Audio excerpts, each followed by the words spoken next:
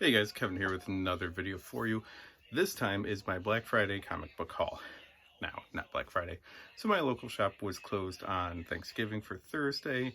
They were open Friday, but my wife wanted to go out shopping with one of her friends on Friday. And then I see their Black Friday sale actually started Wednesday. Was done at work early on Wednesday. We didn't have any plans. I was driving right past it anyways. Wednesday's new comic book day, so I had stuff come in. And I said, you know what, I'm going to go. So the only qualification for their Black Friday sale was 25% off everything except for new issues. Fine. Their back issue selection is fantastic. So I went in.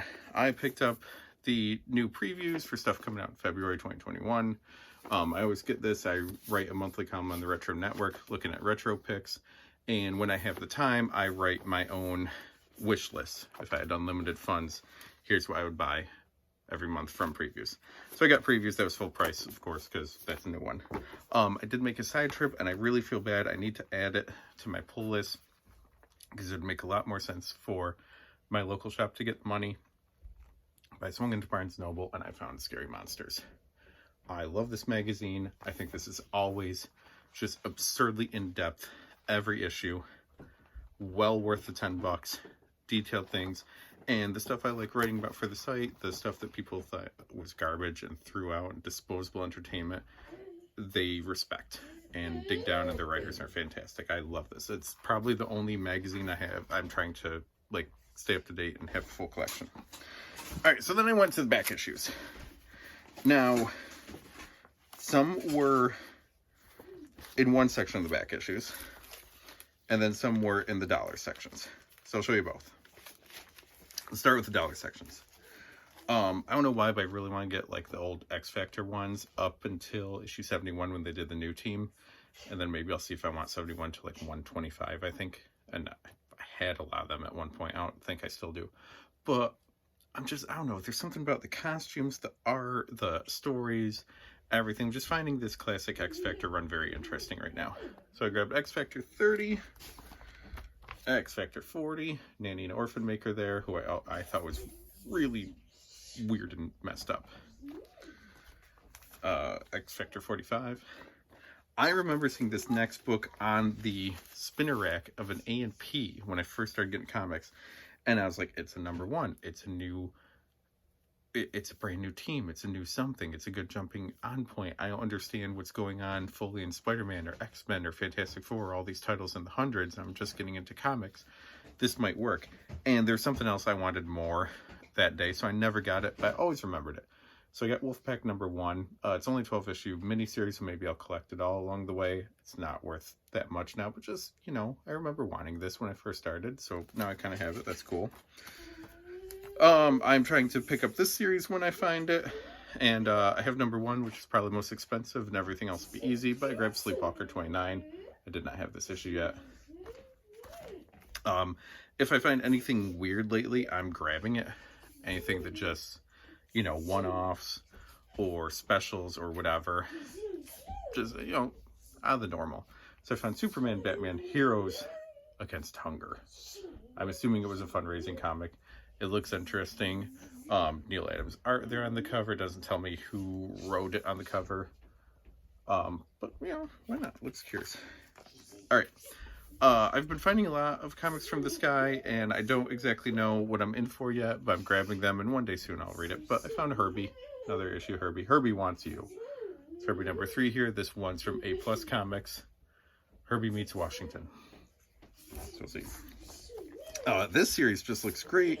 And then I see who did it, and I said, you know what, let me just grab it, and eventually I'll read it. I don't know when, of course. Doesn't that just seem to be the pattern here?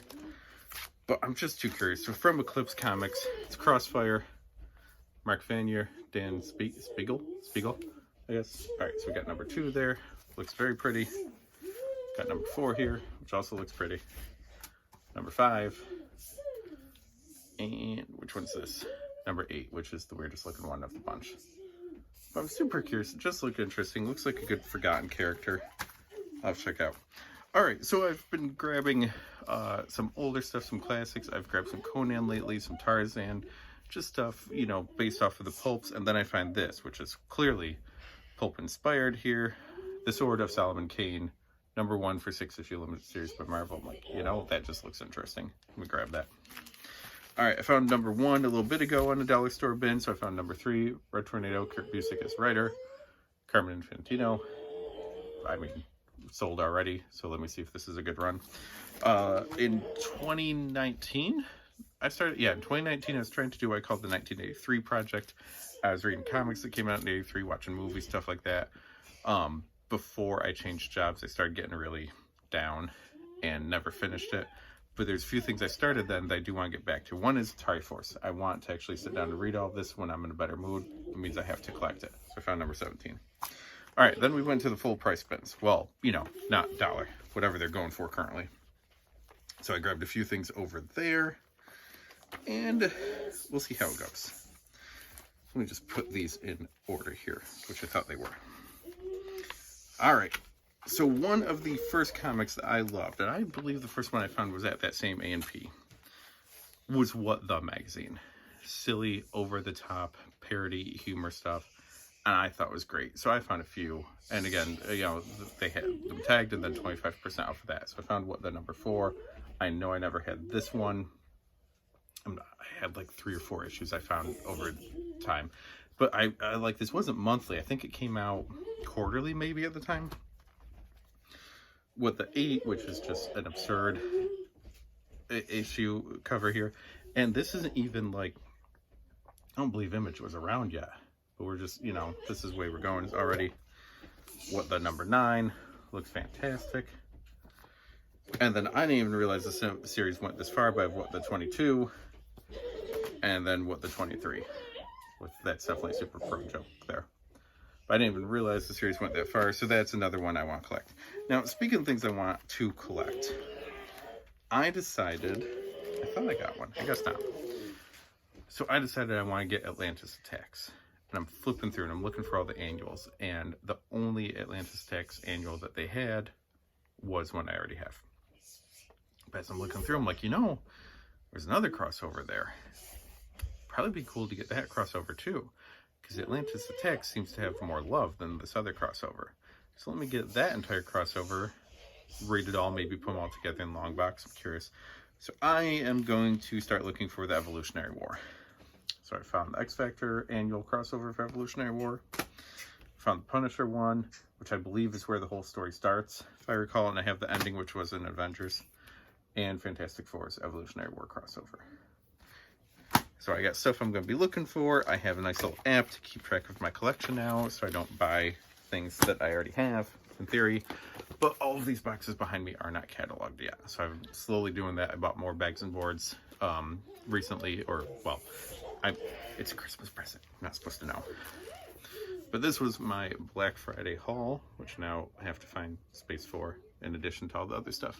I believe with that, I'm caught up on my haul videos until my next shopping trip, but stay tuned to this channel, stay tuned to masslibrary.com, follow them at masslibrary across most social medias, and check out the podcasts there, the House Show podcast over on the Retro Network, and the Pop Culture Pub podcast.